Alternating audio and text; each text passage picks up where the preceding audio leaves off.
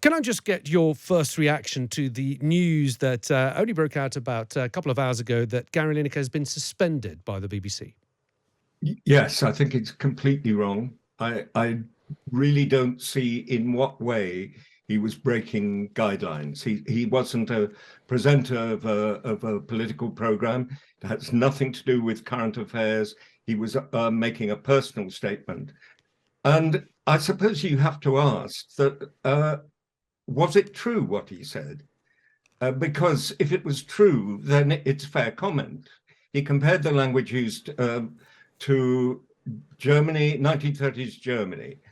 Well, Suella Braverman said there are 100 million people around the world who could qualify for protection under our current laws. Let's be clear, they are coming here. It would betray British voters not to tackle the waves of illegal migrants.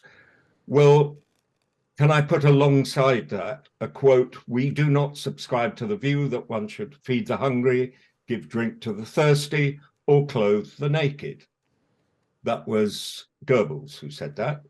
Goebbels also said it is the absolute right of the state to supervise the formation of public opinion, which of course is what politicians of both parties think about the BBC. And they find it very difficult to accept the fact that the state broadcasting company, which is funded by a hypothecated tax, which of course the Treasury loathes, is independent of government. And time after time, and when I was a governor, I saw it often, complaints from the government of the day, both Labour and Tory, that the BBC weren't towing the line, weren't supporting government policy. It's not the BBC's job to support government policy.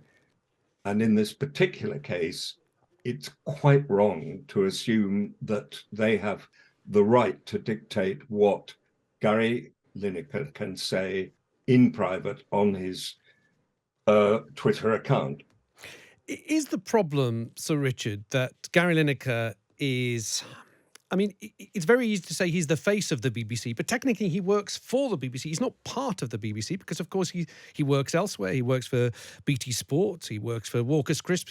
He has several other jobs. But Sure. Is the problem for the BBC that because he's so closely associated with the BBC brand, they cannot have someone criticising the government, even though, as you put it, in your view, the criticisms are factually correct, and many other people have pointed out similar accuracies in his comments, that they cannot have someone who's so closely associated with the BBC being so critical of the government. Is that at the crux of this?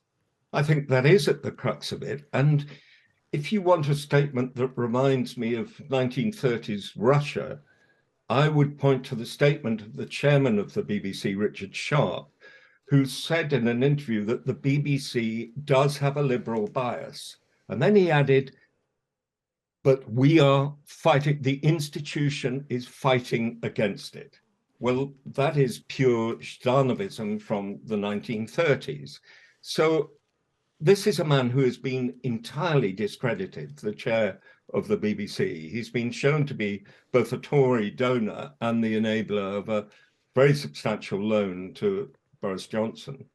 And he has no authority whatsoever. So although he isn't dictating the suspension of Gary Lineker, clearly he's in support of Tim Davie. And I think he's completely blown his plausibility. Do you think, Sir Richard, that the BBC board can be truly impartial when so many of the appointments are political? You mentioned Richard Sharp, the chairman of the BBC, £400,000 donated to the Conservatives, enabled an £800,000 loan to former Prime Minister Boris Johnson, as you said. Tim Davie, the Director General of the BBC, former chairman of Hammersmith and Fulham Conservatives in the 90s. Robbie Gibb, another board member, former Tory aide and head of communications for Theresa May. Is it possible for the BBC to be truly impartial? Can I give you an example from the past? 1986, I directed a film called Tumbledown, which was about the Falklands War and the aftermath of the Falklands War. There were complaints from the Ministry of Defence, from the Home Office, from many MPs in Parliament. They all said it should never be made, that it was completely it was against BBC guidelines. It clearly wasn't impartial. The chairman of the board at that time was Marmaduke Hussey, who had lost a leg in a guards regiment when he was fighting in 1944, Monte Cassino. He said it would be quite wrong for the board of the BBC not to allow this film to go ahead. Now, if Marmaduke Hussey could do, who in his time was alleged to be, particularly by John Burt, a complete prisoner of the right, then I think it's perfectly possible for a member of the board to put their politics behind it and look at the BBC incident by incident. What do you think has changed, Sir Richard? In 2018, the BBC put out a statement after, again, another controversy over Gary Lineker's tweets that they said, a spokesperson for the BBC said, Gary is not involved in any news or political output for the BBC. As such, any expression of his personal political views does not affect his BBC impartiality. That was a statement in 2018, 5 years ago. What's changed in your view? What has changed is that the government has become more and more visibly nervous and more resentful of the fact they can't dictate to the BBC.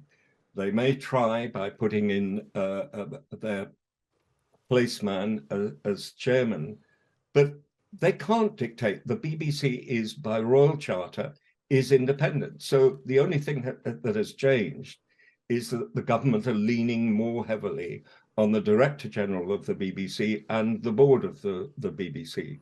It's not dissimilar to when I was on the board. I left just before the Gilligan affair, but the letters coming from Downing Street, from Alistair Campbell to the then chairman of the board, Christopher Bland, and Greg Dyke was Director General. These venomous, absolutely toxic letters arrived from Downing Street, threatening letters, about an incident actually that turned out to be true, that they had cooked up the dossier. So it has happened time after time after time.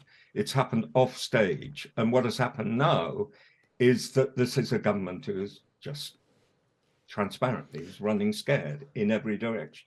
Just briefly, one final question, Sir Richard. Do you think there's any way back for Gary Lineker onto the BBC? How does the BBC move forward? Well, they simply ask him to resume his job and don't try and extract an apology from him. I mean, it's crazy not to. Otherwise, they're just going to lose all those presenters to ITV and Channel 4, to all the commercial broadcasters. So on a level of pragmatism, they have to do it. As a matter of principle, they have to do it.